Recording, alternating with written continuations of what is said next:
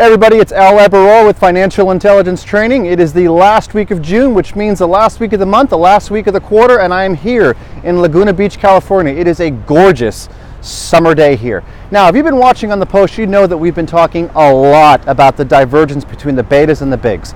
On Wednesday of last week, I discussed about the possibility and clarifications of the divergence that we've seen, meaning it's either a half full glass or a half empty glass. And what I mentioned was, if some of the waning areas would rejoin the party, if you will, and start giving some positive participation, well, that would be a much needed boost to the market. Now, I said the following day on the Friday post on Friday that Thursday's price action was the exact opposite of that. Well, lo and behold, here we came in this week to start on Monday with a gruesome picture. The Dow at one point was minus 500 points, closing down 382 on that Monday. And this is extremely important because of this trade talk that we are continuing to see.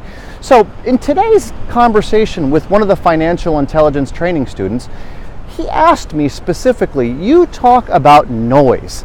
Is this trade discussion that we are seeing, is that noise? So I thought this was a really good topic for our post this week. So let me add some clarification to that. First off, this noise that shoves the market down just dramatically on Monday and the recovery that we saw on Tuesday, that is definitely trading noise. Now, is that trading noise going to materialize into something more substantial that is ultimately going to have portfolio implications? And this is something that we should talk about. So I'm going to call everybody's attention to Harley Davidson, HOG. So the trade chatter that we're seeing right now between our current administration and the rest of the world is now being retaliated by Europe. And as you probably know by this point, they're adding additional tariffs, and Harley Davidson's tariffs is going from 6% to 31% per unit, which basically equates to about $2,200 per sales. Now, this is a really important figure because Harley Davidson sells 40,000 motorcycles in the European market, and that's their second biggest market, second to here in the United States. Now, Harley Davidson has decided that they can't pass on that surcharge, that tax, onto the consumers because it's going to slow down sales. So what they've decided to do is take the hit themselves. $2,200 per motorcycle sold. Now, let's equate to that. That's a significant charge to their earnings. And that's not something that they can continue to do. So in retaliation, or I shouldn't say in retaliation, better said in response to that, Harley is going to move their American jobs to an international plant and avoid those local tariffs, meaning the US tariffs, the European tariffs. So what does that mean? Job loss in the United States, right? It means that's going to get shut down. The stockholders in the interim are going to end up having to pay for that. And that is why nobody wants to see a trade war materialize. Today, that's noise. It is not necessarily going to be the case that comes to fruition and that the trade tariffs really wreak massive havoc in the markets. And kind of the equation the parallel that I can draw to this equation is, I live in South Florida. I live in Fort Lauderdale, as many of you know. Last September, we had an amazingly destructive hurricane that tore through Puerto Rico, worked its way to South Florida, and this Category 5 hurricane paled in comparison to what it did in Puerto Rico. Thank goodness for that. Unfortunately for those in Puerto Rico, but for us in Florida, we were somewhat spared.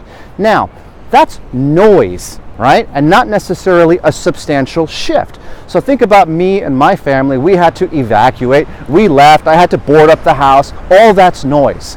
Now, it worked out because there was no damage to my home. Otherwise, that would have been a substantial shift, and noise would have turned into something very serious. So let's turn that right back to the markets. And today, this trade chatter is currently noise. It's not necessarily yet, keyword yet, materialized into something.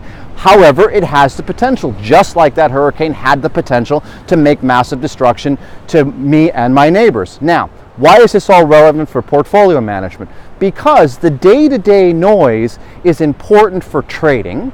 It's less important for portfolio management if everything you have within your financial plan is in place.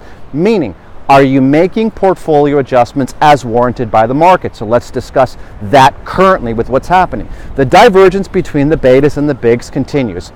On Monday, the price action that we saw in the Dow sent it testing the 200-day moving average. And when I say testing, it actually pierced that 200-day moving average for the first time in, I don't know, quite some time. And then it popped right back up. I think the last time we saw that was 2016. So we popped back above the 200-day moving average. It's closing just slightly underneath it, right? Maybe 100-ish points. Now, this is extremely relevant because of the defense that I believe that we may have seen from the market. Now, could that be an end of quarter thing? I don't know. Could that be the fact that the market was just selling off in anticipation, much like my family and I left South Florida in anticipation of a major destruction, and here was that sell-off. Today we're seeing a little bit of that bounce. Really what's relevant is, do we continue to see this breakdowns that we saw affected because of Monday night's chatter on tariffs that we're not going to allow any foreign participation, and that's what pulled in the leading Russell and the NASDAQ. Now, very relevant on this subject matter is, it's still a very fragile undertone, which what we've been discussing. There have only been a few names that have been leading that. And if you go back, you're going to see massive pullbacks. Take a look at Amazon's price action Monday.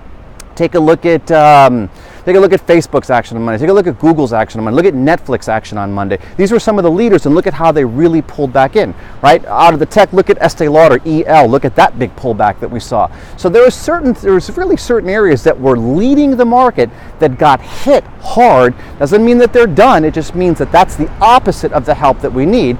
And furthermore, in the Dow, those components, they continue to show their weakness. So where are we right now in this divergence? Is it glass half full or is it glass half empty? Meaning, are the weak participants going to join that party and provide the much needed support and subsequent participation to lift the markets, or are the mighty going to tire and push us down? That's the day-to-day noise, but that's where the implications come into play on overall portfolio management and subsequent modifications that may be made. So take this time, understand your risk, understand the modifications, make sure things are in line with your financial plan. And if you don't know what that means, please check us out at Financial Intelligence Training. I think you'll find some of the answers there. And if you are trading the noise, please remember, guys, stock and stock options involves a substantial degree of risk. It's not suitable for everyone. And if you like to watch the charts like me, remember, past performance is not necessarily indicative of future results. I'm Al Baroa, Financial Intelligence Training. Thanks for watching.